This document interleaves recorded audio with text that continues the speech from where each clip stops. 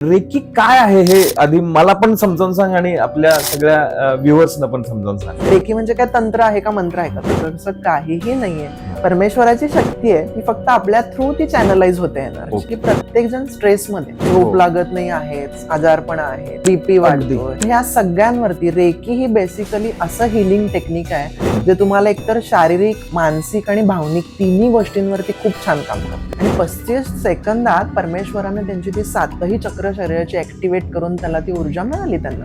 आणि ज्या वेळेला प्रत्यक्ष आपण गाभाऱ्यात जाऊन गुरुजी म्हणतात की तुम्ही देवाच्या पायावर डोकं टेका, तर तो खूप छान वेगळाच एक डिवाइन एक्सपिरियन्स असतो. तो डिवाइन एक्सपिरियन्स तुम्हाला रेकीतनं मिळेल.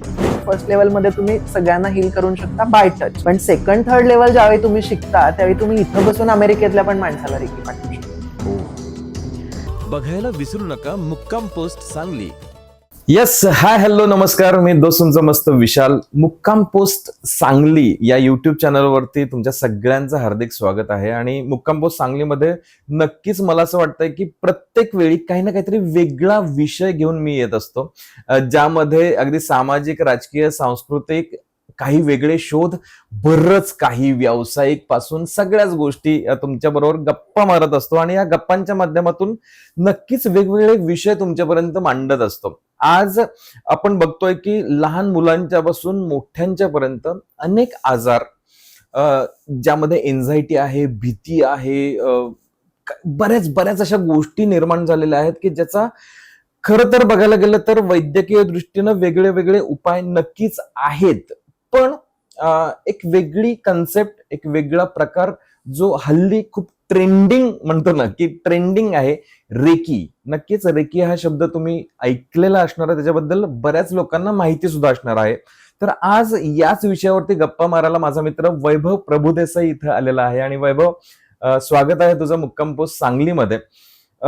रेकी ग्रँड मास्टर आहेस तू, आणि या संदर्भामध्ये बरंच शिक्षण तू घेतलेलं आहेस. तर काय सांगशील रे, रेकी काय आहे हे आधी मला पण समजावून सांग आणि आपल्या सगळ्या व्ह्युअर्सना पण समजावून सांग. नक्कीच. नमस्कार, मी रेकी ग्रँड मास्टर आणि स्पिरिच्युअल हीलर वैभव प्रभुदेसाई. तर आपण रेकीचा अर्थ आणि इतिहास पहिल्यांदा थोडासा बघूया. आणि कन्सेप्ट क्लिअर असली की आपल्या प्रेक्षकांना सुद्धा कळायला सोपं जाईल रेकी म्हणजे काय. तर साधारण 2500 वर्षापूर्वी आपल्याकडे वेद होते सगळे, अथर्ववेद, सामवेद, ऋग्वेद. त्यातल्या तंत्रमंत्र ज्या विद्या होत्या आपल्याकडे भारतात त्या सगळ्या अथर्ववेदात होत्या. अच्छा. तर अथर्ववेदामध्ये 2500 वर्षापूर्वी आपल्याकडे अश्विनी स्पर्श नावाची विद्या होती. ओके. तीच विद्या म्हणजे रेकी.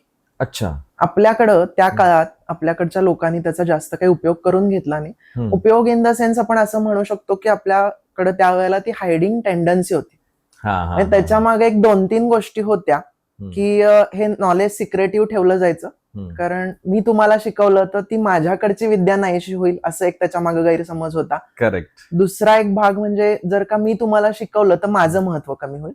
अगदी बरोबर. आणि तिसरी गोष्ट अशी होती की ती चुकीच्या व्यक्तीच्या हाताला ती विद्या लागू नये, जेणेकरून त्याचा दुरुपयोग होईल. हा सगळ्यात खरं तर महत्वाचा प्रश्न असू, म्हणजे एक हे असू शकतं असं मला वाटतं. कारण मी आजकाल बघतो ना, म्युझिक थेरपी हा विषय खरं तर आपला आहे, भारतात त्याच्या सगळ्या गोष्टी निर्माण झाल्या, पण बाहेरच्या देशातली लोक करतात म्हणून आपण केलं पाहिजे असं काहीतरी होत चाललंय. रेकी म्हणजे आपल्या इथं या सगळ्या गोष्टी होत्या आधीपासून. हो, यस.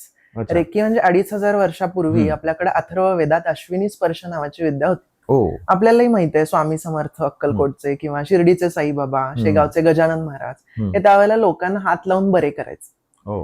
हीच अश्विनी स्पर्श विद्या त्या काळात आशीर्वादातनं दिली जायची आणि त्यातनं लोकांचं हिलिंग व्हायचं बेसिक. तर आपल्याकडे लोकांनी ह्याचा उपयोग करून घेतला नाही. आता ही आपल्याकडे तसंच झालं. योग विद्या ही आपलीच विद्या होती ना. बरोबर. ॲक्युपंक्चर, ॲक्युप्रेशर आता आपण अवेअर झालोय, पण पूर्वीच्या काही आपल्याकडे मुद्रा प्राणायाम होतं. आपली आजी आपल्याला सांगायची की सुया टोचून काम व्हायचं त्या काळात, तर त्यालाच आता ॲक्युपंक्चर म्हणतो आपण. बरोबर. तर आपण ह्याचा उपयोग करून घेतला नाही आणि परदेशात हे गेलं आणि तिकडच्या लोकांनी शोधून काढलं, मग आपण जास्त अवेअर झालो. अगदी तसंच सेम रेकीचं. ओके. साधारण 19व्या शतकाच्या शेवटी डॉक्टर मिकाऊ उसुई नावाचे जापनीज सायंटिस्ट होते. ओके. तर त्यांच्या विद्यार्थ्यांनी त्यांना एकदा लेक्चर घेत असताना प्रश्न केला की सर, तुम्ही असं काहीतरी हिलिंगचं टेक्निक शोधून काढा जे जीसस क्राइस्ट लोकांना हात लावून बरे करायचे. मग डॉक्टर उसुईंची विचारचक्र डोक्यात चालू झाली. त्यांनी ठरवलं की असं काहीतरी टेक्निक असेल आणि ते मला नक्की शोधून काढायचं. असं म्हटल्यावर त्यांचा तो प्रवास चालू झाला आणि त्यांची परमेश्वरावर प्रचंड श्रद्धा होती. ओके. श्रद्धा असली की परमेश्वर आपल्याला कायम देत असतो, पण श्रद्धा पाहिजे. वा. ह्यानं काय होणार त्यानं काय होणार म्हटलं की होत नाही, थोडेसे ब्लॉकेजेस येतात किंबहुना वेळ लागतो त्या गोष्टींना. पण श्रद्धा असेल तर परमेश्वर नक्की काहीतरी देतो. आपण त्याची उदाहरणं नंतर बघूयाच, माझ्या आयुष्यातले मी सांगेन प्रसंग. नक्कीच. तर त्यावेळेला डॉक्टर हुसैननी त्यांच्या युनिव्हर्सिटीला रिझाईन केलं आणि डॉक्टर हुसैन गेले, भारतात आले सुरुवातीला. त्यांना माहिती होतं की बेसिकली हे जे ह्या विद्या आहेत प्राचीन, ह्या मूळतः प्राचीन भारतातल्या आहेत. मग आपल्याकडे आल्यावर आपल्याकडच्या लोकांना त्यांनी प्रश्न केला की ही असं काही टेक्निक तुमच्याकडे आहे का, की हात लावून किंवा हिलिंगचं टेक्निक तर मला सांगा, मी तर शिकणार आहे. तर त्यावेळेला आपल्याकडच्या लोकांकडे हायडिंग टेंडन्सी भयानक होती. बरोबर.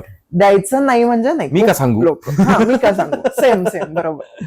तर मग त्यावेळेला आपल्याकडच्या लोकांनी त्यांना नाही म्हणून सांगितलं. ते थोडेसे नाराज झाले. मग त्यांना असं लक्षात आलं की तिबेटमध्ये लोटस सूत्रातनं काहीतरी आपल्याला माहिती मिळेल, कारण तिबेटमध्ये गौतम बुद्धांकडे गेल्यावर त्यांना माहिती होतं की लोकांना शांतता आणि चैतन्य प्राप्त व्हायचं बेसिकली. मग त्यांचं असं लक्षात आलं की आपण तिकडे जाऊन काहीतरी बघूया थोडंसं. इकडे तर काय दिलं नाही लोकांनी, बघूया तरी तिकडे जाऊन, कारण डिवोटेड होते. त्यांना माहिती होतं परमेश्वर मला नक्की काहीतरी देईल. मग ते तिकडे गेले. तिकडे गेल्यावर लोटस सूत्रातनं त्यांना थोडीफार माहिती मिळाली, मेडिटेशन, ध्यान धारणा. पण परत त्यांचं असं लक्षात आलं की अरे भारतातच काहीतरी आहे दडलेलं. ते परत भारतात आले आणि आपल्याकडच्या लोकांना प्रश्न केला त्यांनी की मला हे शिकवा प्लीज. लोक म्हणाले सगळं हे ज्ञान आमचं संस्कृत म्हणणं आहे, तुम्ही तर जापनीज भाषेचे सायंटिस्ट आहे, तुम्हाला काय करणार आहे. मग त्यांच्या लक्षात आलं की मला संस्कृत शिकलं पाहिजे. मग आपल्याकडची लोक फार हुशार होती त्या काळात. बरोबर. त्यांनी असं सांगितलं की तुम्ही पंडित व्हा, पंडित पर्यंतच्या परीक्षा पास झाल्यावर आम्ही विचार करू शिकवणार म्हटलं नाही. तर मग त्यावेळेला असं लक्षात आल्यावर ते पंडित पर्यंतच्या सगळ्या परीक्षा पास झाले, पंडित झाले संस्कृतचे पूर्ण. आणि मग परत आपल्या लोकांना प्रश्न केला की आता तुमच्या म्हणण्यानुसार मी पंडित पर्यंतच्या परीक्षा पास झालं, मला शिकवा आता. उत्सुकता होती ना ती. अगदी बरोबर. आपल्याकडची लोक स्टबन, आम्ही कुठं म्हटलं तर सांगूच म्हणून विचार. ते परत त्यांच्या लक्षात आलं की आपल्याला ह्यातनं काहीही मिळणार नाहीये.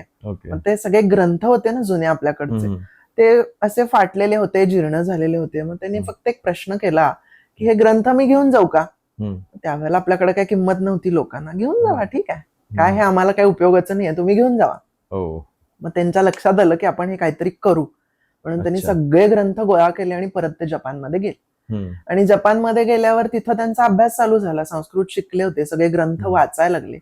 आणि त्यांच्या असं लक्षात आलं की 21 आकडा रिपीटेड त्यांना सगळ्या गोष्टीत दिसत होता. अच्छा. प्रत्येक पानावर 21 नंबर दिसायचा.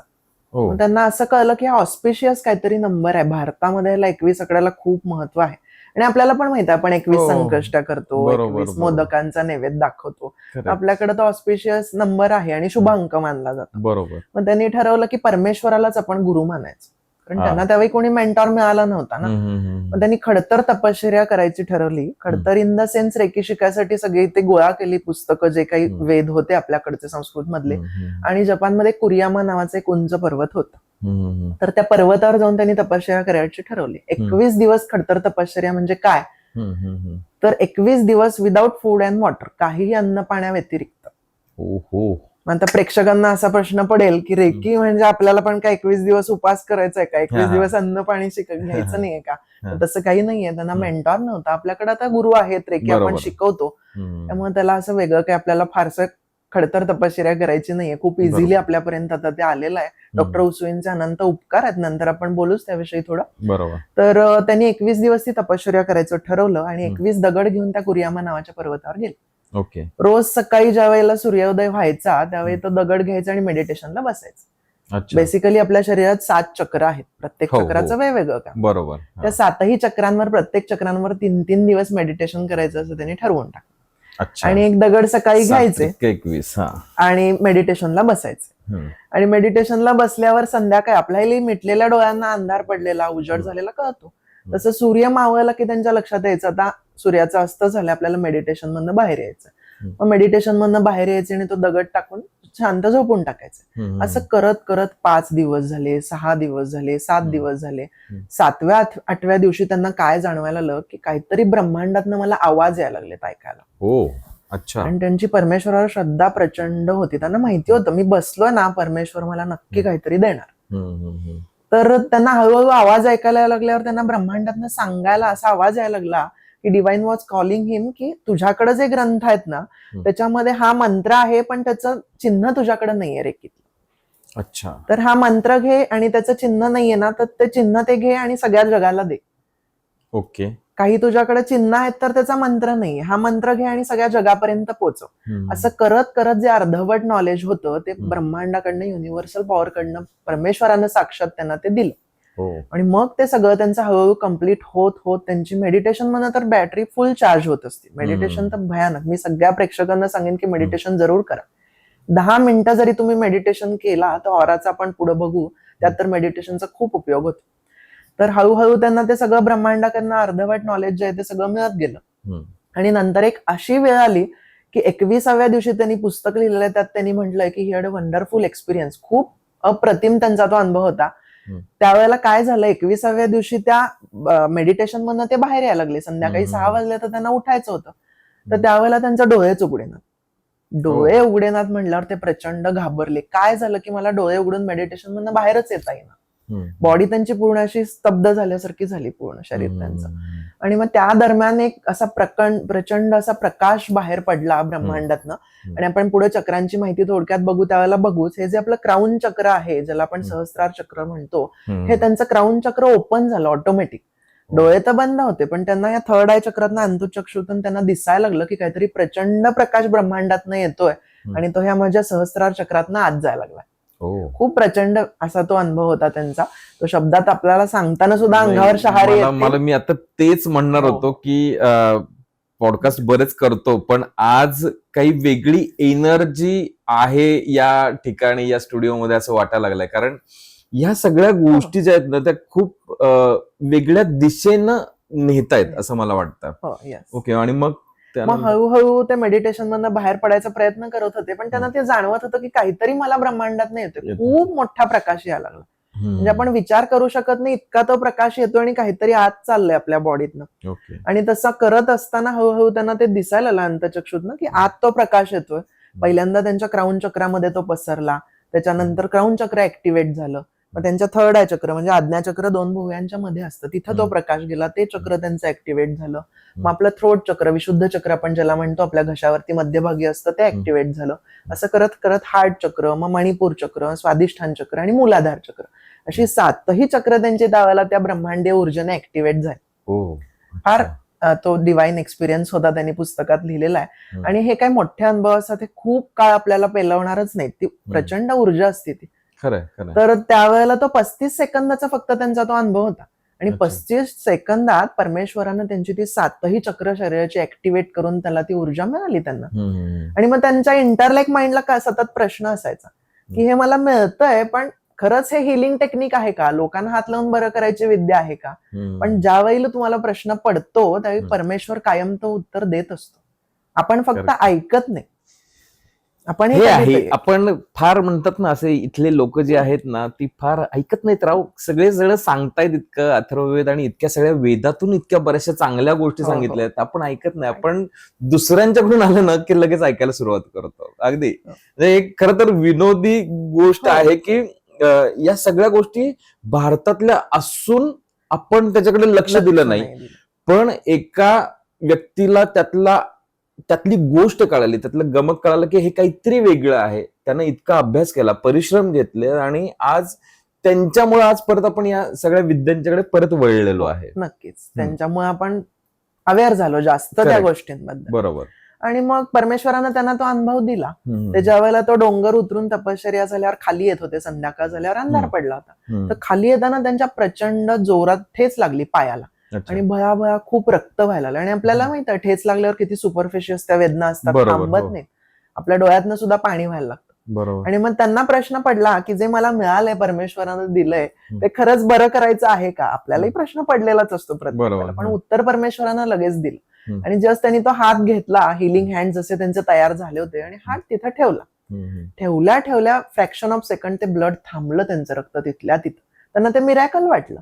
आणि थोडा वेळ तिथं हात ठेवला तर वेदनाही कमी झाल्या लगेच. आणि घरी जाऊस तोपर्यंत त्यांनी म्हटलंय, घरी गेल्यावर बघितलं तर there was a no marks and no pen, काहीच नव्हतं तिथं. कारण त्यांची तपश्चर्याच तेवढी खडतर झाली होती ना 21 दिवसाची. आणि डायरेक्ट युनिव्हर्सल पॉवर कडनं त्यांना ते परमेश्वरांना साक्षात देणगी दिल्यासारखं ते दिलं होतं. आणि पूर्ण ते बरे त्यातनं झाले आणि घरी आल्यावर सगळ्या परत विद्यार्थ्यांना दुसऱ्या दिवशी त्यांनी सांगितलं, तुम्ही म्हणत होता ते मला मिळालेलं आहे, पण ते खरंच पुढे आपल्याला लोकांना पोहोचवायचंय का, हे फार त्यांना कुतूहल होतं. तर त्याप्रमाणे त्यांनी हिलिंग सेंटर चालू केलं आणि खूप लोकांना ते रेकी द्यायला लागले. लोक रोज येऊन त्यांच्याकडनं टच हिलिंग देऊन घ्यायला लागले की बरे व्हायला लागले. ते आपण पुढे बघूच थोडं. नक्कीच. मला एक आता प्रश्न असा येतोय मनातून की गोष्टी असतात ना, आता हिलिंग म्हणतो आपण, बरोबर, आता त्या गोष्टींसाठी भारतामध्ये किंवा आपल्यासारखे सामान्य माणूस विचार करताना आपण काय करतो, आधी आपण डॉक्टरांच्याकडे जाऊ, मला असं असं झालंय किंवा या सगळ्या गोष्टी होतात, किंवा एक असा व्यक्ती असतो घरामध्ये की ज्याला सगळ्या गोष्टी साधारण माहिती असतात. आजी आपण म्हणतो ना, आजीचा बाटवा आपण इतके वर्ष म्हणत आलेलो की आजीला विचारतो की बाबा असं असं होतंय मला. अगदी मग डिप्रेशन पासून सगळ्या गोष्टींच्या बाबतीत मी विचार करतो या सगळ्या गोष्टींचा. तर मग ही स्पेसिफिक गोष्ट मग आत्ताच्या काळात जास्त समोर यायला लागली. मग हे आत्ताच का असं होतंय किंवा काय त्याच्या मागे कारण आहे. आता आपण बघतोय की प्रेक्षकांना सुद्धा सगळ्यांना माहिती असेल की प्रत्येक जण स्ट्रेसमध्ये, करेक्ट, भयंकर स्ट्रेस आहे. झोप लागत नाही आहे, आजारपण आहेत, बीपी वाढतोय. लहान मुलांमध्ये आता आपण बघतो की ऑटिझमचं प्रमाण किती वाढलेलं आहे मुलांमध्ये, भयानक. तर ह्या सगळ्यांवरती रेकी ही बेसिकली असं हिलिंग टेक्निक आहे जे तुम्हाला एकतर शारीरिक, मानसिक आणि भावनिक तिन्ही गोष्टींवरती खूप छान काम करतं. ओके. त्याचे खूप मिरॅकल एक्सपिरियन्स माझेही आहेत आणि माझ्या क्लायंटचे पण आहेत. आपण पुढे बोलूच त्याच्याविषयी. बरोबर. तर मन शांत असलं की आपलं शरीर शांत राहतं. अच्छा. माझ्या ज्या ग्रँड मास्टर आहेत तर त्या कायम म्हणतात की मन चंगा तो कठोती में गंगा. अच्छा. तुमचं मन चांगलं असलं की प्रत्येक शारीरिक व्याधी ही मनाशी निगडीत आहे. बरोबर. त्यामुळे मन शांत असलं की काही तुम्हाला अफेक्टेड करत नाही. अगदी. म्हणून मोठे मोठे मेंटॉर म्हणतात की तुमचं मन शांत ठेवायचा प्रयत्न करा. मागं बेसिकली हे. नक्कीच. तू खूप शिकलायस या सगळ्या गोष्टी. पण मी आता तू जस्ट बोलता बोलता म्हणलास की तू ज्यांच्याकडून शिकलायस त्यांचं म्हणजे त्यांच्याबद्दल काय थोडीशी माहिती सांगशील का आम्हाला, की कोण आहेत त्या, काय कशा पद्धतीनं तू त्यांच्याशी भेटलास आणि तो कनेक्ट कसा झाला? नक्कीच. तो एक खूप छान डिवाइन एक्सपिरियन्स होता. अस्मिता सोनी त्यांचं नाव आहे. अस्मिता मावशी आम्ही त्यांना लाडानं म्हणतो. अगदी अगदी. तुम्ही खूप जणांनी प्रेक्षकांनी मी सुद्धा व्हिडिओ बघितलेले आहेत आणि आता बरीचशी जण जी बघतात त्यांना सुद्धा ते नक्कीच कळणार की यांच्याबद्दलच तो बोलतोय, मावशींच्या बद्दलच तो बोलतोय. अस्मिता मावशी म्हणजे एक असं व्यक्तिमत्व आहे ज्यांनी 35 वर्ष झाली नॉनस्टॉप त्यांचे आता क्लास चालू. आणि त्यांनाही बेसिकली एक छोटीशी शारीरिक व्याधी झाली होती, जस्ट स्पॉन्डिलायसिस. वेळ आल्याशिवाय तुम्हाला काही मिळत नाही. तर त्यांची ती वेळ आली होती. खूप वर्षापासून त्या ऐकून होत्या रेकी शिकायची, पण ती वेळ आली आणि परमेश्वरानं त्यांना तो अनुभव दिला. जसा मला दिला, मी पुढे सांगेनच तोही माझा एक्सपिरियन्स. तर त्यावेळेला त्यांना स्पॉन्डिलायसिसचा त्रास चालू झाला आणि मग त्या रेकीत आल्या. मग त्यांनी स्वतः रेकी शिकल्या पहिल्यांदा. मग त्यांनी लोकांवरती हळूहळू फर्स्ट लेवल आपण बघणार आहोत त्याची माहिती. फर्स्ट मध्ये तुम्ही बायटच स्वतःला आणि दुसऱ्याला हील करू शकता. फर्स्ट लेवल झाली. मग त्यांचा 21 दिवस रेकी घेतल्यावर पूर्ण तो स्पॉन्डिलायसिसचा त्रास कमी झाला. आणि मग त्याच्यानंतर त्या रेकीमध्ये आल्या आणि पूर्ण त्या रेकीमध्येच ग्रँड मास्टर झाल्या. आणि आतापर्यंत जवळपास त्यांनी 2.5 ते 3 लाख लोकांना रेकी शिकवलेली. आपल्यापैकी खूप सेलिब्रिटी लोक पण त्यांच्याकडे खूपशी रेकी शिकून गेलेली आहेत. खूप जणांचे वेगवेगळे एक्सपिरियन्स पण आहेत. तर अस्मिता सोनी हे बेसिकली असं नाव आहे. पुण्यात गेल्या रेकी शिकायची तर अस्मिता मावशींकडे, असं एक तो हे झालेला आहे. इतकं घरगुती वातावरण आणि मावशींचं जे प्रेम आहे ना, मावशी सगळ्या स्टुडंटवर करतात ते खूप प्रचंड. आणि तुझी भेट कशी झाली किंवा तुला कधी वाटलं की बाबा हे मला शिकायचं आहे किंवा हे कुठंतरी मी याच्यामध्ये काही ना काहीतरी गोष्टी करू शकतो, मी दुसऱ्यांना हील करू शकतो, असं कधी वाटलं तुला? माझा खूप छान तो एक्सपिरियन्स आहे. असं म्हणतात ना, जेव्हा तुमच्या आयुष्यात योग्य वेळ येते त्याच वेळी तुम्ही त्या गोष्टीमध्ये जाता. माझंही असं झालं होतं. थोडासा बॅड पॅच आपण म्हणतो, प्रत्येकाच्या आयुष्यात येत असतो. प्रत्येक जणांनी आपण ते अनुभव घेतलेले आहेत. पण परमेश्वर कायम आपल्या पाठीमागं उभा असतो. डिवाइन पॉवर जेव्हा आपण म्हणतो ना, ती कायम सतत आपल्या मागं उभी असते. फक्त आपण कॉल करायचा किंवा हाक मारायचे अवकाश की तो आपल्या मदतीला धावणार. तर माझंही सेम तसंच झालेलं आहे. मी प्रेक्षकांना तर आवर्जून सांगेन सगळ्यांना की माझा एक्सपिरियन्स ऐकला तर तुम्हालाही वाटेल की मीही रेकी शिकली पाहिजे. तर त्यावेळेला असं झालं की जॉब करत होतो मी प्रायव्हेट, आणि असं थोडंसं झालं, ठीक आहे आपण म्हणतो ना की जॉब मला कंटाळा आला नंतर किंवा असं. कदाचित मी तो ड्रॉबॅक घेत नाही. मी म्हणतो की परमेश्वराला मला ह्यात आणून पुढे हिलिंग हँड्स म्हणून खूप लोकांपर्यंत रेकी पोचवायची असेल, अस्मिता मावशींसारखी, बरोबर. त्यामुळे ह्यात आणलं असेल. हम्म. तर त्यावेळेला असंच झालं 2023च्या दरम्यान मला थोडंसं मी जॉब सोडला आणि त्याच्यानंतर मग मी थोडे दिवस घरी राहिलो. आपल्याला प्रत्येकाला माहिती आहे, अचानक जॉब मधनं बाहेर पडलो, घरी राहिलो की डिप्रेशन आलं. मग घरची लोक म्हणतात अरे तू काय करत नाहीस. बरोबर. तसंच थोडंसं माझंही झालं. मग त्यावेळेला पटकन मला ते डिवाइन कॉलिंग म्हणा किंवा परमेश्वराच्या कृपेनं खूप वर्षापासून मी रेकीचं ऐकून होतो. अच्छा. पण ती योग्य वेळ आल्याशिवाय तुम्हाला ते शिकता येत नाही किंवा शिकता येत तुमच्यापर्यंत ते पोचत नाही असं म्हणतात. तर ते नक्की खरं आहे आणि मी स्वतः घेतलेला तो अनुभव आहे. आणि योग्य वेळ आहे म्हणून हा पॉडकास्ट होतोय. हो. कारण मला सुद्धा तसंच झालं खरं तर. या सगळ्या गोष्टी वैभवचा पॉडकास्ट कसा घ्यायचा, केव्हा घ्यायचा, आणि वैभव बद्दलची माहिती मला खरं तर माझ्या मिसेसने नुपुराने सांगितली आणि तिला प्रचंड विश्वास आहे. आणि तू एक वाक्य खरंच खूप छान बोललास, ज्यावेळी एखाद्या गोष्टीच्या वरती विश्वास असतो ना, श्रद्धा असते ना, तर ती गोष्ट नक्कीच होत असते. ती वेळ यावी बरोबर. लागते आणि तीच वेळ आज मी तुझ्याबरोबर बोलतोय. आणि खरंच आहे, मी गंमत नाही करत आहे, पण आज पॉडकास्ट करत असताना मला सुद्धा एक वेगळ्या एनर्जीचा कुठंतरी एक मागे एक गोष्ट आहे हे जाणवत आहे. Yes. आणि त्यातूनच या सगळ्या गोष्टी, त्यातूनच हे सगळे प्रश्न निर्माण होतात असं हो, मला वाटतं. बरोबर. सो मग हे सगळं शिक्षण झालं हो. तुझं. रेकीच्या संदर्भामध्ये तो कोर्स करत असताना वेगवेगळ्या गोष्टी खरंच समोर येत असतील. हो, हो. ते क्रिस्टल्स असू देत हो. किंवा म्हणतो ना की त्याबद्दलच्या गोष्टी जरा मला प्लीज सांगशील का? नक्कीच. कारण ज्या वेळेला मी अस्मिता मावशींकडनं रेकी शिकून आलो 23च्या एंडला समथिंग, तर फर्स्ट लेवल आपण कशी करतो की 21 दिवसाची पूर्ण प्रॅक्टिस असते. पहिल्या अच्छा. लेवलमध्ये आपण तुमची 4 चक्र ऍक्टिव्हेट करून ती दीक्षा दिली जाते रेकीची. आणि त्याच्यानंतर त्याच दिवसापासून तुम्ही कुणालाही बाय टच हात लावून रेकी देऊ शकता. कारण बेसिकली आपली 4 चक्र ऍक्टिव्हेट करून तुमच्या हातामध्ये ती एनर्जी दिली जाते. अच्छा. आणि आपण जसं म्हणतो की हिलिंग हँड्स तयार होतात, तर खरंच तो डिवाइन एक्सपिरियन्स तुम्हाला त्या दिवसापासून येतो. अच्छा. आणि मग मी मावशींकडे शिकून आल्यावरती खूप लोकांना, माझ्या जे ओळखीतली लोक होती, त्यांना मी सांगितलं की मी रेकी शिकून आलोय. तर खूप आपल्याकडे लोक त्यावेळेला उत्सुक होती. प्रेक्षकांनाही माहिती असेल, मी बऱ्याच जणांना तुम्हाला येऊन ही रेकी दिलेली, आता पॉडकास्ट नक्कीच. बघताना तुमच्या लक्षात येईल. हा. तर त्यावेळेला असं झालं की खूप लोक आतुर होती. कुणाचं डोकं दुखतंय, खूप अच्छा. मायग्रेनचा त्रास आहे, कुणाचे गुडघे दुखतायत.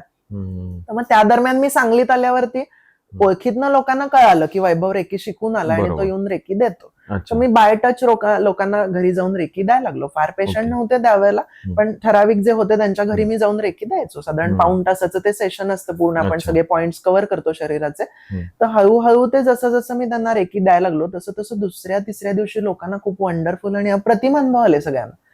म्हणजे अक्षरशः मी रेकी देत असताना कित्येक लोक रडलेली आहेत, कारण ते साठलेलं बाहेर पडलं ना शरीरातनं. हम्म. तर मग बऱ्याच जणांची गुडघेदुखी कमी झाली, कुणाची अंगदुखी कमी झाली, कुणाला स्ट्रेसमध्ये होती लोक, ती बाहेर पडली त्यातनं. आणि मग हळूहळू ते माझे अनुभव लोकांपर्यंत पोहोचायला लागले. हम्म. मग तुम्हाला बरं वाटलं की तुम्ही दुसऱ्याला सांगितलं, नक्कीच असं होत सांगितलं, ते बरोबर. पोहोचत गेलं आणि मग तो प्रसार होत गेला.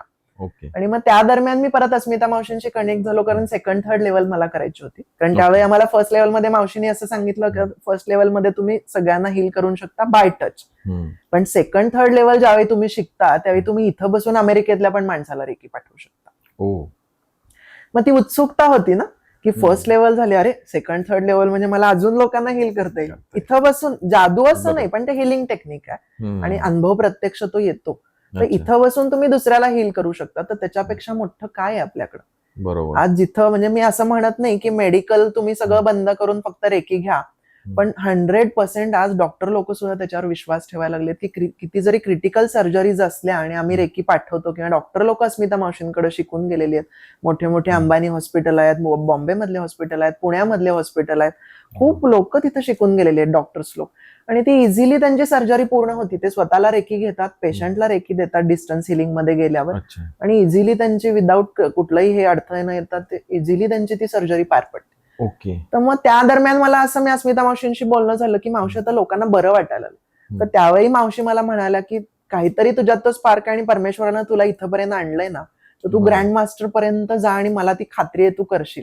आणि मावशी आता हाच पॉडकास्ट ऐकत असतील तर मला हे मावशींनाही आवर्जून सांगायचं आहे की त्यावेळेला आपण असं म्हणतो ना की देव आपल्याला कुणाला तरी आपल्या आयुष्यात पाठवून देतो आणि ते बोट धरलं की ते शेवटपर्यंत तुम्हाला पुढेपर्यंत नेतं. तर तसं झालं आणि मग सेकंड थर्ड लेवलला मी एनरोल केलं. सेकंड थर्ड लेवल शिकून आलो आणि मग ती एक माझी छान डिवाइन जर्नी चालू झाली. मी लोकांना घरात बसून रेकी पाठवायला लागले. बरोबर. मग हळूहळू डॉक्टर्स लोकांचे काही क्रोनिक पेशंट होते जे पेशंट्स ऍडमिट आहेत 15 दिवस, पण औषधोपचार काम करतात पण पेशंट मेंटली साथ देत नाही. मग मी त्यांना रेकीचे सेशन द्यायला लागलो. ते मेथड्स असतात, तो आपण सेकंड थर्ड लेवलचा विषय आहे, त्याच्यामध्ये आपण शिकवतो की प्रत्यक्ष तुम्ही रेकी कशी देऊ शकता. तर मग ते हळूहळू चालू केल्यावरती एक छान तो प्रवास चालू झाला आणि आज Sangli, Pune, Mumbai, even US, Canada, Germany मधले सुद्धा काही कॉन्टॅक्ट मधले लोक माझ्याकडे आहेत ज्यांना मी रेकीचं हिलिंग पाठवतो आणि खूप छान लोक बरी झाली. वा. एक तुझ्याकडे बघितल्यानंतर किंवा तुझ्या बरोबर असताना एक एक वेगळी एनर्जी येते, एक ऑरा या पद्धतीचा असतो आणि तो जाणवतो. तर या संदर्भामध्ये एक ऑरा क्रिएट करणं, या संदर्भामध्ये काय सांगशील तू? सांगेन मी. खूप छान प्रश्न आहे हा. आणि ऑरा हा असं टेक्निक आहे की किंवा आपण असं म्हणू शकतो की प्रत्येकाचा आपला ऑरा आहे. अगदी. तर लोकांना आता प्रश्न पडेल की वैभवनं असं काय वेगळं केलं जेणेकरून त्याची पर्सनॅलिटी इतकी अट्रॅक्टिव्ह झाली किंवा तो एक छान आपण म्हणतो ना एक असा अट्रॅक्टिव्ह ऑरा तयार झाला किंवा लोक त्याच्याकडे पॉझिटिव्ह गोष्टींसाठी आकर्षित होतात. तर वेगळं असं काही नाहीये, ते एक डिवाइन एनर्जी असते. लोक मलाही म्हणतात की तू रेकी पाठवलीस म्हणून लोक बरी झाली किंवा आम्ही बरे झालो, तर तसं काही नाहीये. बेसिकली ती डिवाइन युनिव्हर्सल एनर्जी आहे. We are only instrument. Asmita मावशी पण कायम आम्हाला तेच सांगत आलेत की आपण काहीही नसतो. कारण मीपणा जेव्हा आडवा येतो ना तेव्हा थोडंसं कुठेतरी वाटलं अरे माझ्यामुळे बरं झालं. तसं नाहीये ते. परमेश्वराची शक्ती आहे, ती फक्त आपल्या थ्रू ती चॅनलाइज होते एनर्जी. तर त्यानुसार हा जो ऑरा आहे, मी पुढे सांगतोच आता ऑराचं, पण मी पहिल्यांदा आणि लोकांना असं क्लिअर करीन की रेकी म्हणजे तंत्र मंत्र वगैरे काही नाहीये बरं का. लोकांना असं वाटेल अरे रेकी म्हणजे काय तंत्र आहे का मंत्र आहे का, तर तसं काहीही नाहीये. रेकी ही युनिव्हर्सल पॉवर आहे. ती 8 वर्षाच्या मुलांपासून 90 वर्षांच्या आजी आजोबांपर्यंत किंवा कितीही पुढे वय असेल, सगळी लोक रेकी शिकू शकतात आणि स्वतःच्या आणि दुसऱ्याच्या फायद्यासाठी त्याचा खूप छान उपयोग करून घेऊ शकतो. तर आता आपण ऑराकडे वळूया. ऑरा आपल्याला आपला ऑरा अट्रॅक्टिव्ह करायचं किंवा एक छान आपला पॉझिटिव्ह ऑरा बिल्डअप करायचं टेक्निक मी सांगून ठेवतो. टेक्निक इन द सेन्स सगळेजण तुम्ही करू शकता.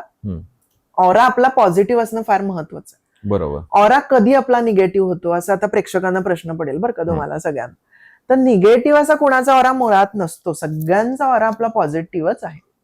फक्त ऑरा हा अशा वेळी निगेटिव्ह होतो ज्या वेळेला आपण निगेटिव्ह गोष्टी अट्रॅक्ट करतो. इन द सेन्स म्हणजे काय, आता आपण निगेटिव्ह, आता सपोज आपण एखाद्या व्यक्तीसमोर बसलोय तर ती व्यक्ती सतत निगेटिव्ह बोलते, अरे माझ्या आयुष्यात ना असंच चालू आहे, माझ्या आयुष्यात ना तसंच चालू आहे. तर त्यावेळेला त्या निगेटिव्ह गोष्टी तुमच्यात कॅप्चर झाल्या की मग ऑरा थोडासा निगेटिव्ह व्हायला चालू होतो. मग हळूहळू तो ऑरा निगेटिव्ह होत जातो. आपल्याकडे पनवती असते ना, म्हणजे असे काही काही कॅरेक्टर्स असे असतात बघा की आले, आपण म्हणतो सुद्धा ग्रुपमध्ये आले बाबा पनवती आले, हा नकार घंटाच चालू करतो. ट्रिपला जायचं काय, नाही रे आता जमत नाहीये. खायला जायचं काय, नाही रे आता जमत नाहीये. म्हणजे निगेटिव्ह पासून ते निगेटिव्ह असतो काही काही जण. अगदी बरोबर. मग हे क्लिअर करणं गरजेचं आहे. अगदी. आणि खूप छान ऑराचं तुम्हाला मी एक टेक्निक सांगून ठेवतो की तुमचा ऑरा बिल्डअप करण्यासाठी आता रेकी, तर हे खूप छान टेक्निक आता तुमच्यापर्यंत पोहोचतंय. सांगलीतले खूपसे लोक आहेत जे माझ्याकडनं रेकी शिकून गेलेत. प्रत्येकाचे खूप छान छान अनुभव आहेत. कदाचित ते लोक तुमच्या ओळखीतले असतील, त्यांनी तुम्हाला सांगितलंही असेल. पण हा पॉडकास्ट तुमच्यापर्यंत आल्यावर तुम्ही त्याला जास्त अट्रॅक्ट होऊन परत माझ्याकडे याल, मलाही रेकी शिकायची. तर ते खूप छान टेक्निक आहे. त्यामुळे रेकीनं पण आपला ऑरा पॉझिटिव्ह ठेवू शकतो. Positive in the sense protection ऑरामध्ये राहतं.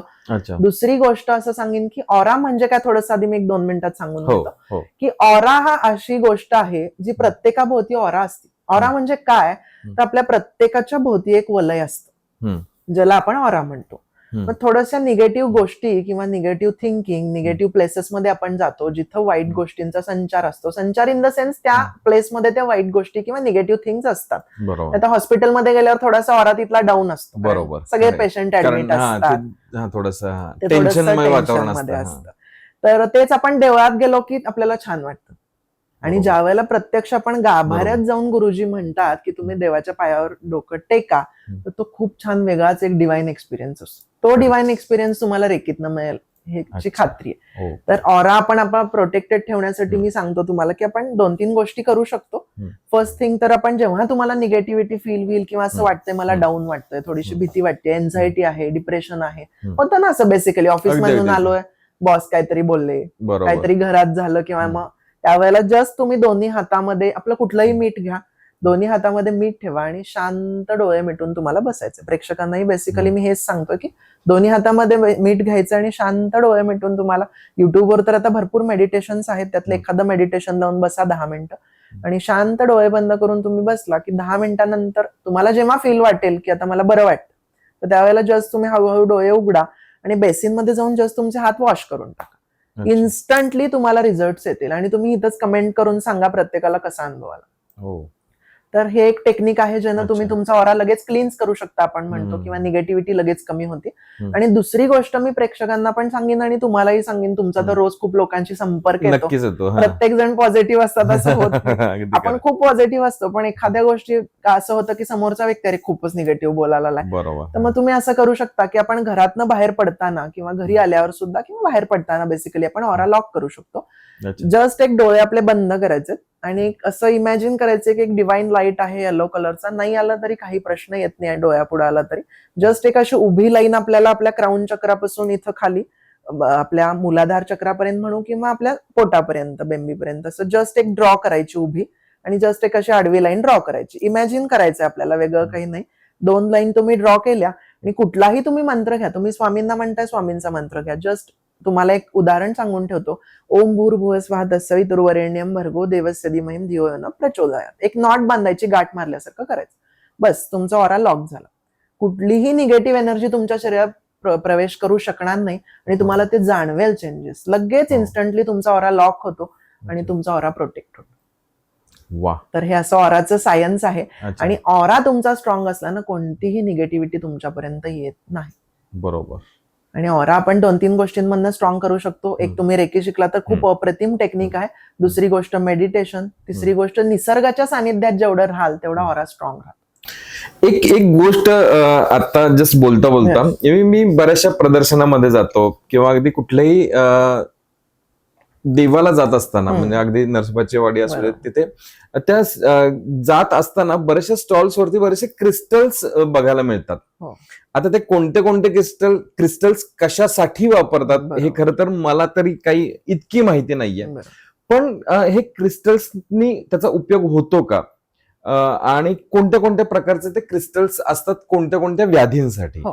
नक्कीच. क्रिस्टल सुद्धा आपल्या आयुष्यात खूप छान वर्क करतात. अच्छा. क्रिस्टल थेरपी जी आहे ती खूप पॉवरफुल आहे. ओके. आपल्याकडं इतकं नाहीये. आता हळूहळू लोक अवेअर व्हायला लागलेत, क्रिस्टल्स युज करतायत. पण परदेशामध्ये क्रिस्टल थेरपी भरपूर प्रमाणात चालते. बेसिकली तुमच्या बॉडीच्या हिलिंगसाठी प्रत्येक बॉडी पार्टवर ते क्रिस्टल्स ठेवून तुमचं हिलिंग केलं जातं. अच्छा. ओके. तर त्यात असाही आता एक प्रश्न येतो लोकांना की खरंच कुठनंही घेतलेले क्रिस्टल्स मला उपयोगाला येतात का हो? तर ते फार महत्वाचं आहे. बरोबर. कारण कुठलाही क्रिस्टल तुम्ही घेतला न आपलं बघता किंवा जस्ट आपण प्रदर्शनात गेलोय आणि तिथला आपण मला हा आवडला चला घेतला, असं होत नाही बेसिकली. बरोबर. कारण तुम्हाला आता स्ट्रेस, टेन्शन, एन्झायटी आहे आणि सपोज तुम्हाला आवडलाय सिट्रीन जो पैशासाठी असतो, तर तो घेऊन तुम्हाला काहीच उपयोग नाहीये. पैसे येतील पण मनशांती हवी आहे ना. तर बेसिकली आपण क्रिस्टल थेरपीमध्ये किंवा क्रिस्टल गाईड करताना असे करतो की माणूस समोरचा आल्यावर त्याला काय इश्यूज आहेत. अच्छा. जसं आता एखाद्या व्यक्तीला लग्नाबाबतचे जास्त इश्यूज आहेत पण ती चिडचिड करते व्यक्ती भरपूर, तर डायरेक्ट रोज क्वार्ट्ज त्याला सजेस्ट केला, पेंडंट घाल, ब्रेसलेट घाल, तर तसं त्याला होणार नाही. पहिल्यांदा त्याला मनानं शांत केलं पाहिजे, एन्झायटी लेवलवर त्याला शांत केलं पाहिजे आणि त्याच्यानंतर मग त्याला रोज क्वार्ट्ज दिलं तर त्याला जास्त उपयोग होतो. अगदी म्हणजे एक जस्ट आता बोलता एक उदाहरण सुचतंय ते म्हणजे असं की आपण साधारण डोकं दुखायला लागलं किंवा सर्दी झाली की डायरेक्ट मेडिकल मध्ये जातो आणि सर्दीवरची किंवा डोकेदुखीवरची गोळी द्या म्हणतो आणि ते सगळ्या गोष्टी तेवढ्या वेळापुरत्या होतात. पण तेच जर आपण डॉक्टरांच्याकडे गेलो, डॉक्टरांना आपली तब्येत माहिती असते, ते चेक करतात आणि मग आपल्याला ती गोळी सजेस्ट करतात. तसंच हे या पद्धतीनंच मग ते तुम्ही पण ते सगळं चेक करता? हो, येस. पहिल्यांदा आपल्याकडे लोक आली की आपण त्यांना विचारतो काय प्रॉब्लेम्स आहेत, त्यानुसार आपण क्रिस्टल गाईड करतो. म्हणजे ह्याचा अर्थ असाही होत नाही की क्रिस्टल डायरेक्ट घेतले आणि दिले. प्रत्येक क्रिस्टलला तुम्हाला देण्यापर्यंत खूप साऱ्या प्रोसिजर असतात. पहिल्यांदा आल्यानंतर त्याला क्लिन्झिंग केलं जातं, त्याला प्युरिफिकेशन प्रोसेस असते, त्याच्यानंतर तुमच्या इंटेन्शननं ते क्रिस्टल चार्ज केले जातात आणि मग तुम्हाला ते दिले जातात. ते तुमच्यासाठी जास्त पॉवरफुल होतात आणि तुम्हाला जास्त ते काम उपयोगाला येतात क्रिस्टल. तर ह्या गोष्टी क्रिस्टल मध्ये आहेत. तर त्यासाठी क्रिस्टल घेताना आपण कुणाकडून घेतोय ते एनर्जाइज केलेले आहेत का? असं नाही की एक्झिबिशन मध्ये स्टॉल लागलाय, मी जाऊन हा आवडला तो आवडला, तसं नका शक्यतो करू, असं मी सांगेन वैयक्तिक. कुठूनही तुम्ही क्रिस्टल घ्या, पण स्पेसिफिकली हिलर्स लोकांकडून आपले प्रॉब्लेम आपल्या इंटेन्शन नुसार क्रिस्टल चार्ज करून घेणं फार महत्वाचं. अगदी बरोबर. क्रिस्टल खूप सेन्सिटिव्ह असतात. एक्झिबिशन मध्ये होतं काय, प्रत्येक लोक येऊन हात लावून बघतात, मग मला हा बसतो का, मग नाही आवडला, अरे ठेवून टाक, मग दुसरा घे. ते क्रिस्टल प्रत्येकाची एनर्जी ऍब्झॉर्ब करतात. त्यामुळे मी असं सांगेन की घेताना तुम्ही स्पेसिफिक एका चांगल्या व्यक्तीकडून घ्या किंवा स्पेसिफिक क्रिस्टल हिलर्स कडून ते क्रिस्टल घ्या, जेणेकरून तुम्हाला तुमच्या आयुष्यात खूप चांगला त्याचा उपयोग होतो. अगदी बरोबर. ते कोणत्या कोणत्या प्रकारचे असतात, म्हणजे साधारणतः बऱ्याचशा, आणि हे क्रिस्टल्स तुम्ही बऱ्याचशा सेलिब्रिटी लोकांच्याकडे नक्कीच बघितलेले असणार आहेत, त्यामुळे ते जे क्युरियोसिटी निर्माण होते की बाबा हा घालतोय म्हणून मग मी घातलं पाहिजे, म्हणून ते कुठेतरी बघून ते घेतलं जातं, किंवा हल्ली ऑनलाईन सुद्धा बऱ्याच ठिकाणी मिळत आहेत. सो ते स्पेसिफिक त्या व्यक्तीला समोर ठेवून ते घेत असतात. सो कोणत्या कोणत्या प्रकारचे असे हे आहेत क्रिस्टल्स? क्रिस्टल भरपूर प्रकारात येतात. मी आता प्रेक्षकांना दाखवीन ही, म्हणजे त्यांच्याही लक्षात येईल. स्पेसिफिक वास्तूसाठी असे क्रिस्टल्स वेगळे येतात. त्याच्यामध्ये हा जो आहे हा स्पियर आहे रोज क्वार्ट्सचा. हा पण रिलेशनशिप ज्यांना इश्यूज जास्त असतात किंवा वास्तूमध्ये खूप लोकांमध्ये आपण म्हणतो की भांडणं आहेत किंवा कलह होतात, तर त्या गोष्टींसाठी आपण स्पेसिफिक त्यांना हा रोज क्वार्ट्सचा स्पियर सजेस्ट करतो. हा आयदर तुम्ही तुमच्या लिव्हिंग रूम मध्ये ठेवू शकता, अदरवाईज तुम्ही बेडरूम मध्ये ठेवू शकता. पण हा चार्ज करून दिल्यानंतर ह्याचं काम चालू होतं. असं नाही की मी गेलो क्रिस्टलच्या दुकानात आणि आणला आणि ठेवलाय बाबा, तर तो नाही वर्क करणार. त्याच्यासाठी स्पेसिफिक चार्ज करून देणं गरजेचं आहे. तर हा रोज क्वार्ट्स आहे. ह्याच्यामध्ये बरेच फॉर्म येतात. तुम्ही वास्तूसाठी वेगळे ठेवू शकता. तुम्हाला नेम फेम हवंय, सेल्फ लव्ह डेव्हलप होणं हल्ली गरजेचं आहे. लोक सगळ्यांवरती प्रेम करतात, स्वतःला आपण प्रेम करतच नाही कधी, त्यामुळे मग आपणच आपल्याला दोष देत बसतो. इथं रोज क्वार्ट्स खूप छान उपयोग होतो. याचा तुम्ही ब्रेसलेट युज करू शकता, पेंडंट घालू शकता. खूपसे सेलिब्रिटी लोकांच्या हातात पण आपण बघतो. बरोबर. तर हा तो रोज क्वार्ट्स आहे. त्याच्यानंतर बऱ्याच लोकांच्या घरी गेलं की असं होतं, अरे आमच्या घरात ना निगेटिव्हिटी भरपूर आहे. तुम्हालाही बऱ्याच जणांना तो अनुभव येत असेल, आपल्या घरात ना थोडंसं निगेटिव्ह वाटते का बाहेर ना आल्यावर, अरे मग शेजारच्यांच्या घरात गेल्यावर थोडंसं चांगलं वाटतंय का, बरं वाटतंय ना. हा, मग त्यांच्या घरात ना तो क्रिस्टल ठेवलेला दिसला. तो काय असतं क्रिस्टल, जे वास्तूत पण स्पेसिफिक असतात, तर हा ब्लॅक टुर्मोलिन आहे. हा निगेटिव्ह एनर्जी सगळी तुमच्या घरातली ऍब्झॉर्ब करतो. त्याची स्पेसिफिक वास्तूमध्ये दिशा असते, त्या दिशेला हा ठेवला तर जास्त इफिशियंट तुम्हाला होतं आणि ते वर्क चांगलं होतं. तर हे सुद्धा महिन्यातून एकदा क्लिन्झिंग करावे लागतात. ज्यावेळी तुम्ही माझ्याकडून प्रत्यक्ष ते घेता, तर त्यावेळी सगळी त्याची प्रोसिजर सांगितली जाते. कुठं ठेवलं पाहिजे, कधी क्लीन्स केले पाहिजेत, कारण क्रिस्टल हे खूप सेन्सिटिव्ह असतात आणि त्या निगेटिव्ह एनर्जी ऍब्झॉर्ब करणार. म्हणजे तुम्ही क्लीन्स नाही केलं तर ते परत ती एनर्जी फिरवत राहणार ना त्या वास्तूमध्ये. बरोबर. स्पेसिफिक हा ब्लॅक टुर्मोलिन हा बऱ्याच फॉर्म मध्ये येतो. ऍज अ ब्रेसलेट तुम्ही घालू शकता. निगेटिव्हिटी पासून प्रोटेक्शन, एन्झायटी बरीचशी कमी होती लोकांची. बऱ्याच जणांचं होतं ना, अरे मला नजर लागली, किंवा लेडीज मध्ये जास्त होतं, कुठं किटी पार्टीला जाऊन आले आणि लगेच आलं की अरे बापरे मला ना थोडंसं ती असं वेगळ्या नजरेनं बघत होती, मला कसं तरीच व्हायला लागलं. हा ब्लॅक टुर्मोलिन खूप छान उपयोग होतो. हा 2-3 फॉर्म मध्ये येतो. ब्रेसलेट, पेंडंट, वास्तूमध्ये हवं असेल तर रॉ, आणि खूप प्रोटेक्शन. तुम्ही कारमध्ये जरी हे ठेवलं किंवा ह्याचे हँगिंग्स मिळतात, तर तुम्हाला पूर्ण डिवाइन प्रोटेक्शन राहतं प्रवासामध्ये. असे वेगवेगळे क्रिस्टल्स असतात. आता आणि एक छोटासा सगळ्यांचा आता ज्वलंत मुद्दा आहे, आमच्या घरात लहान मुलं भरपूर किरकिर करतात किंवा आईला त्रास देतात. मग असं होतं, आई किती सांभाळणार ना. आई म्हणते अरे बाबाचं काम आहे, तू सांभाळ, आता मी किती सांभाळणार. मग बाबा दिवसभर दमून आलेले असतात, ते तरी किती मुलाला हँडल करणार. तर त्या मुलांसाठी हा क्लिअर क्वार्ट्स म्हणजे स्फटिक आहे, हा खूप छान उपयोगाला येतो. तर हा पण तुम्ही स्पेसिफिक आपण सांगतो कसा युज करायचा, वॉटर थेरपीमध्ये किंवा त्यांच्या उशाखाली ठेवू शकता.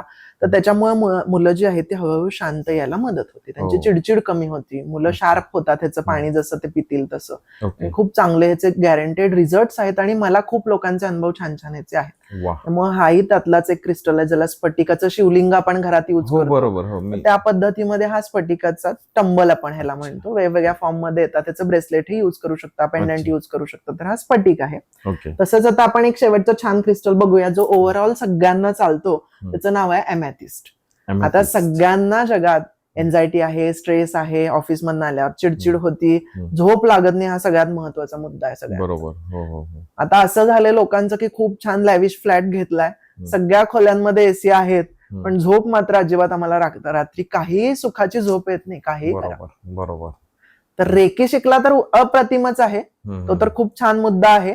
पण त्याच्यासोबत तुम्ही हा पण क्रिस्टल युज करू शकता. बऱ्याच लोकांचं असं असतं ना की योग आल्याशिवाय रेकी तुमच्या आयुष्यात येणार नाही, हे तर नक्कीच आहे. त्यामुळे ज्यांना क्रिस्टल्स आवडतात त्यांनी इथून सुरुवात केली तरी तुम्ही नक्की परत, आपण म्हणतो ना राऊंड, हा सर्कल हे गोल आहे, परत तुम्ही फिरून येताच तिथं. करेक्ट. तर त्याच्यासाठी हा एमेथिस्ट हा खूप छान क्रिस्टल आहे. हे मी प्रेक्षकांना पण दाखवू इच्छितो की ह्याच्यात तुम्ही खूप सारे ह्याचे हे येतात. एक तर ब्रेसलेट युज करू शकता, पेंडंट युज करू शकता, अशा पेन्सिल्स येतात वेगवेगळ्या शेपमध्ये, फॉर्ममध्ये. ब्रेसलेट घेतलं तर तुम्ही ते वापरू शकता रोजच्या तुमच्या दैनंदिन वापरामध्ये. ह्याचे तुम्ही पाण्याच्या वॉटर थेरपीमध्ये हे तुम्ही करून युज करू शकता. तर ह्यानं तुम्हाला स्ट्रेस, टेन्शन, एन्झायटी, झोपेचे प्रॉब्लेम, आणि ह्याचं एक खूप छान रेमेडी इन द सेन्स मी असं सांगून ठेवीन की ह्याचे पेबल्स येतात, असे 1 रुपयाच्या कॉइन एवढे असे छोटे छोटे हे येतात शेपमध्ये. तर जस्ट तुमचा एखादा भाग दुखत असेल ना तर तुम्ही करून बघा. तर ते घ्यायचं आणि जस्ट असं सेलोटेपनं पूर्ण त्या भागावर चिटकून टाकायचं. 15-20 मिनिटात तुमचं ते दुखणं थांबून जाईल. पण ते हील केलेले क्रिस्टल्स असतील तर लोकांना असं वाटेल उगीच नाहीतर नसोबाच्या वाडीला जाता आता कुठलं तरी चांगलं दिसतंय म्हणून घेतलं तर असं नाहीये ते. मग लोक म्हणतील अरे तुम्ही सांगितलं पॉडकास्ट मध्ये पण नाही झालं. हील केलेले असतील, एनर्जाइज केलेले असतील, तर त्याचा तुम्ही नक्की उपयोग करून बघा. तुम्हाला कुणाला क्रिस्टल्स हवे असतील तर तुम्हाला नंबर्स वगैरे सगळे फ्लॅश होतीलच, त्याच्यावर तुम्ही संपर्क करू शकता. बरोबर. सांगलीमध्ये तर आपल्याकडे आहेतच, अदरवाईज आपण सगळीकडे ऑल ओव्हर इंडियामध्ये, परदेशात सुद्धा कुरिअर सगळे जातात. तर तुम्ही क्रिस्टल घेणार असाल तर घेऊ शकता. असे क्रिस्टल थेरपी खूप छान सगळ्यांना उपयोगात येण्यासारखी. आणि हल्ली मी बघतोय सांगलीमध्ये तर आहेच आहे, पण अनेक ठिकाणी मी ज्यावेळी कार्यक्रमाला जात असतो ना, बरेच जण हे क्रिस्टल वापरत असतात. आता मी सुद्धा हे घातलेले आहेत, मला सुद्धा याचा खरंच खूप छान फायदा होतोय. आणि नक्कीच जे हे सगळे प्रेक्षक बघतायत, तुम्ही सुद्धा लक्षात घ्या की खरंच आहे. म्हणजे मी पॉडकास्ट करायचा आहे म्हणून मी हे बोलतोय असं नाहीये, पण एकंदरीतच याचा फायदा हा मी बरेच महिने बघत आलेलो आहे. एक ऑरा आपण झालं, ऑराच्या संदर्भात आपण बोललो, रेकीच्या संदर्भात बऱ्याचशा गोष्टी बोललो, क्रिस्टलच्या संदर्भात बऱ्याचशा गोष्टी आपण बोललो. पण हे शिकत असताना हे शिक्षण सांगलीमध्ये मिळतंय जे तुम्ही आता देताय, आणि त्याचबरोबर कशा पद्धतीने या सगळ्या गोष्टी येतात समोर, काय सांगाल? येस, नक्कीच.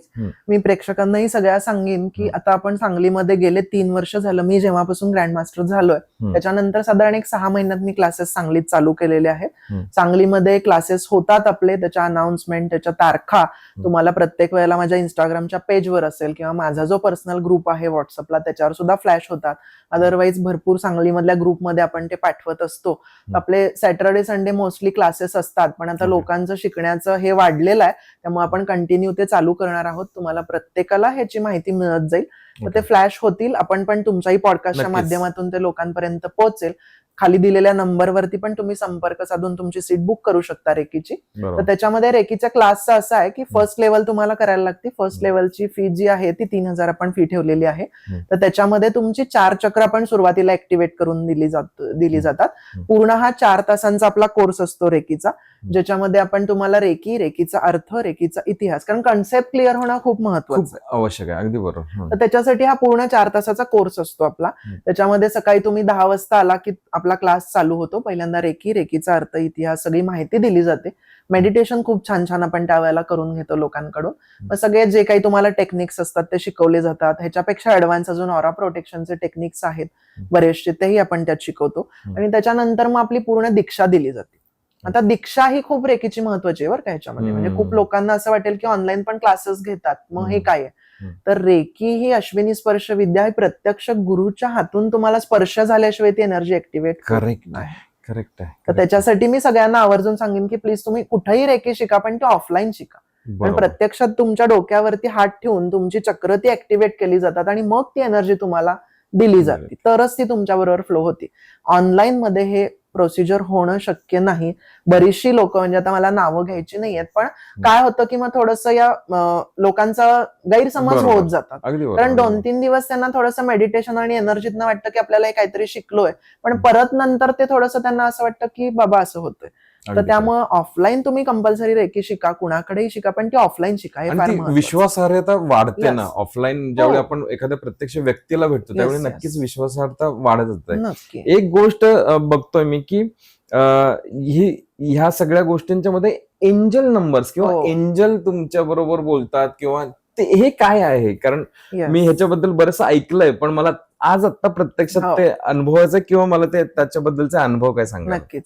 एंजल्स ही एक खूप छान डिवाइन कन्सेप्ट म्हणण्यापेक्षा एंजल्स हे पहिल्यापासून आपल्याकडे पद्धत आहेच. हम्म. खूप छान असे ते आपल्यासाठी वर्क करतात. हम्म. जस्ट मगाचाच एक इन्सिडेंट मी सांगेन आपल्या पॉडकास्टच्या वेळेला, एक छोटंसं असं काहीतरी हो. घडलं की लाईटच गेली. अगदी हा अनुभव तर नक्की तुम्ही ऐकाच राव. बरोबर. तर त्यावेळेला असं झालं की आपली जस्ट लाईट गेली आणि आपण सगळे चिंतेत होतो, अरे आज पॉडकास्टचं शूट आहे, आता काय करायचं. तर जस्ट बसल्या बसल्या आपण एंजल्सना कनेक्ट होतो आणि त्यांना प्रे करतो. त्यांचे सिम्बल्स असतात किंवा कसं कनेक्ट व्हायचं ती मेथड असते स्पेसिफिक. त्याचंही आपण पुढे सांगलीत लवकरच क्लासेस चालू करणार आहे. कारण हे जे मला मिळालेलं आहे ना, हे मला जगापर्यंत पोहोचवायचं करेक्ट. आणि स्वतःपुरतं मर्यादित ठेवलं तर ते होत नाही. त्यामुळे खूप लोकांनी येऊन शिकून जाणं महत्वाचं आहे आणि त्याचा खूप छान त्यांना उपयोग होईल. तर बेसिकली पटकन मी 2 मिनिटात एंजल्सना प्रे केलं की आमचं हे असं असं पॉडकास्ट आहे, तर प्लीज आम्हाला डिवाइन हेल्प करा. आणि विदिन थोड्या एक 15-20 मिनिटाच्या अंतरात लगेच लाईट आली आणि आपण तो अनुभव घेतला. तर एंजल्स जे आहेत त्याची स्पेसिफिकली त्याची कन्सेप्ट अशी आहे की आपण ज्या वेळेला जन्माला येतो त्यावेळी आपण स्पेसिफिक दिवशी, स्पेसिफिक वेळेला, स्पेसिफिक नक्षत्रांवरती जन्म घेतो. बरोबर. ज्याला आपण पत्रिका किंवा कुंडली या सगळे शब्द आहेत. तर त्यावेळेला परमेश्वरानं आपल्या बरोबर कायम एक देवदूत आपण म्हणतो, जो गार्डियन एंजलच्या स्वरूपात आपल्या बरोबर असतो, जो कायम आपल्यासोबत शेवटच्या क्षणापर्यंत असतो, तो आपल्याला मदत करत असतो. म्हणून प्रेक्षकांना पण बऱ्याच जणांना अनुभव येत असतील की 11-11 नंबर रिपीट होत आहेत, दिसतायत किंवा वेळ तुम्हाला दिसते 11-11 वाजलेत, तर ते एंजल्स तुम्हाला कनेक्ट होतात.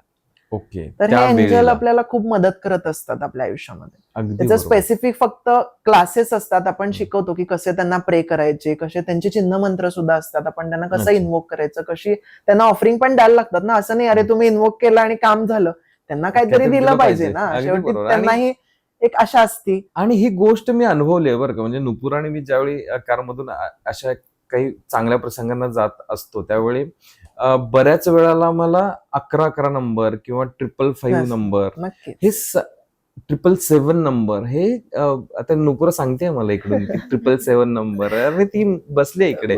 सो हे जाणवतं मला आणि खरंच आहे हे. आणि हा अनुभव आहे मला की इतक्या वेळा तो नंबर दिसतो. खरं तर असं जर बघायला गेलो आपण की चला 777 नंबरच्या गाड्या शोधाव्यात, तर मला नाही वाटत अशा सापडतील.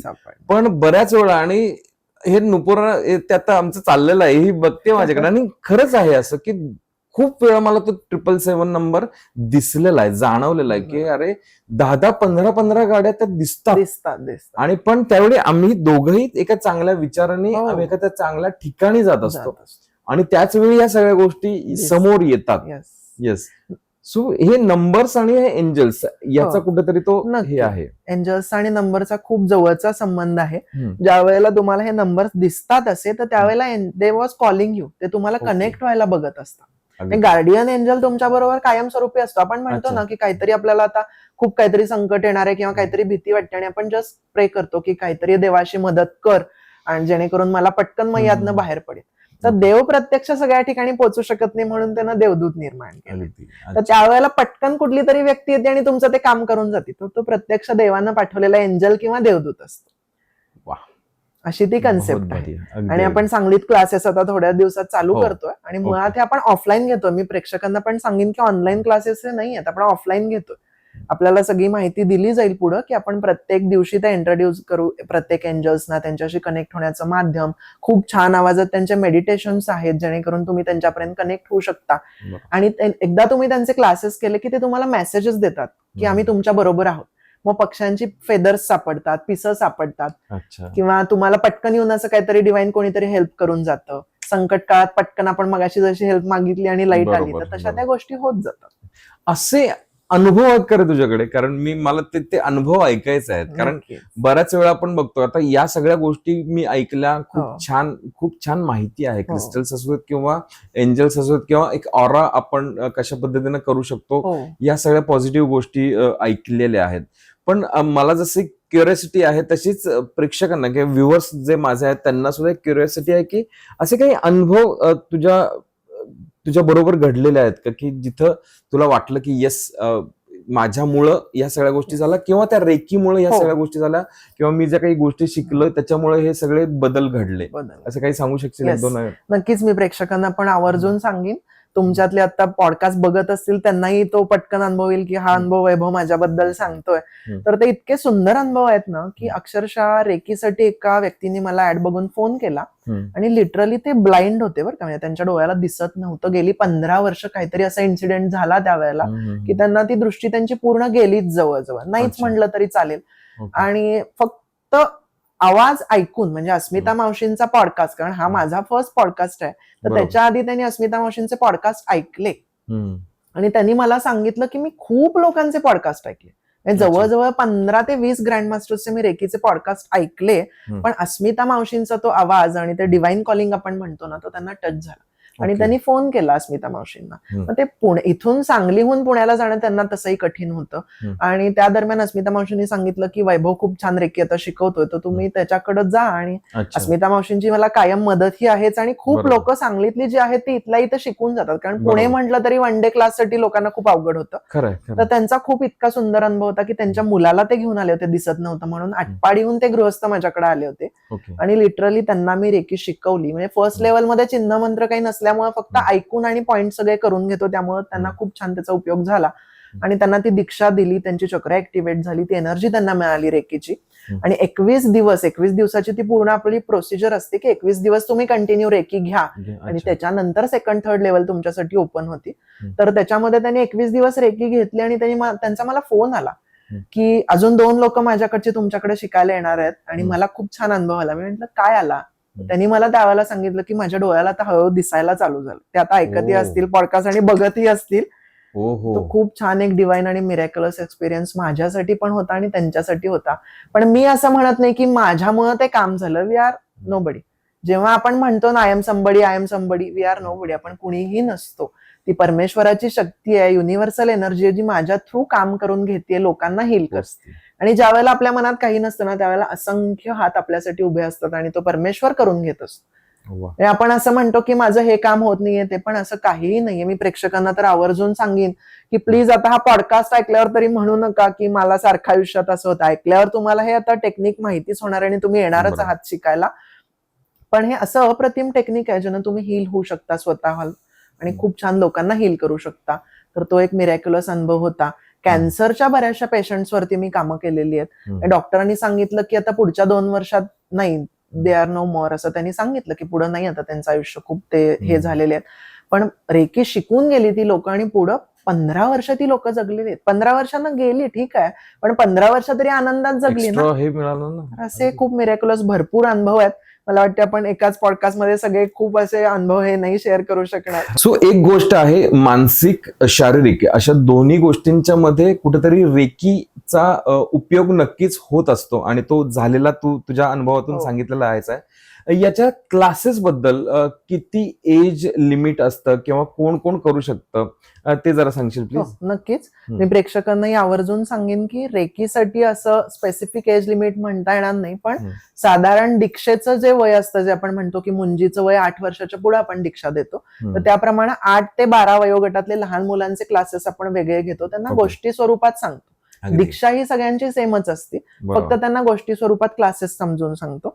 आणि त्याच्यानंतर 12 पासून अनलिमिटेड तुम्हाला ज्यांची इच्छा आहे की मला रेकी शिकायची आहे. माझ्याकडे तर असे अनुभव आहेत किंवा अस्मिता मावशींचे सुद्धा आहेत की 18 जवळजवळ 12 वर्षांच्या पासून पुढे जे क्लासेस घेतात ते 96 वर्षांच्या आजी आजोबांपर्यंत लोक शिकून घेऊन गेलेली आहेत आणि त्यांनी स्वतःला हील केलंय आणि खूप छान त्यांचं आयुष्य ते आता जगतात आनंदात. त्याच्यासाठी स्पेसिफिक रेकीसाठी असं एज लिमिट म्हणाल तर 8 वर्षापासून पुढे कुणीही रेकी शिकू शकतं. आणि दुसरी गोष्ट जी आहे की एंजल हिलिंगसाठी स्पेसिफिक मी असं सांगेन की शक्यतो 18 वर्षापासून पुढे, कारण साधारण मग आपल्याला त्यातले मेडिटेशन्स म्हणा किंवा बाकीच्या सगळ्या गोष्टी ह्या त्या वयात आपल्याला थोड्याशा जास्त अट्रॅक्ट होतात किंवा कॉलेज वयीन मुलांना आपण म्हणू की जास्त त्याची नीड असते की एंजल्स मला अट्रॅक्ट होत आहेत किंवा, तर तिथून पुढे कोणीही एंजल हिलिंग किंवा एंजल थेरपी शिकू शकतात. आणि खूप छान क्लासेस आपण सगळीकडे सांगलीमध्ये आणि ऑल ओव्हर बाकी पण ठिकाणी अरेंज करतोय. तर प्रत्येकानं ह्याचं खूप छान हिलिंग टेक्निक आहे, त्यामुळे सगळ्यांनी नक्की शिका असं मी प्रेक्षकांना सांगेन. आणि ज्यांना कुणाला शिकायचंय किंवा ऍडमिशन घ्यायचंय तर त्यांनी नंबर दिलेला आहे, त्याच्यावरती संपर्क साधा. आणि विशाल दादांचे मनापासून मी आभार मानतो की मुक्काम पोस्ट सांगलीच्या माध्यमातून त्यांनी मला इथं बोलवलं आणि लोकांपर्यंत रेकी हे एक अप्रतिम हिलिंग टेक्निक पोचवायला मिळालं Yes. त्याबद्दल विशाल दादांचे खूप मनापासून आभार मानतो. Thank you very Thank you. Much. आणि हा तो योग असतो, जसं म्हणलं ना की एंजल्स कुठेतरी तो विचार बरोबर. करत Yes, असणार yes, आहेत आणि yes. त्यामुळे आपण नक्कीच नक्कीच. एकत्र आलेलो आहेत. सो थँक्यू व्हेरी मच वैभव. आणि खरंच खूप छान गोष्टी, छान माहिती आमच्यापर्यंत पोहोचली आणि नक्कीच सगळ्या व्ह्युअर्सना ती नक्कीच आवडेल. बऱ्याचशा गोष्टी आहेत तुमच्या या सगळ्या त्रासातून तुम्हाला मुक्त होण्यासाठी, किंवा मला असं म्हणायचं आहे की आपण एखादी कला शिकणं जसं असतं तसंच ही गोष्ट शिकणं की जी आपल्या फायद्यासाठी आहे आणि आपल्या फायद्याबरोबरच ती तुम्हाला दुसऱ्यांच्या फायद्यासाठी बरोबर. सुद्धा ती होऊ शकते. सो थँक्यू व्हेरी मच वैभव. खूप साऱ्या गोष्टी, खूप छान अनुभव आम्हाला ऐकायला मिळाले.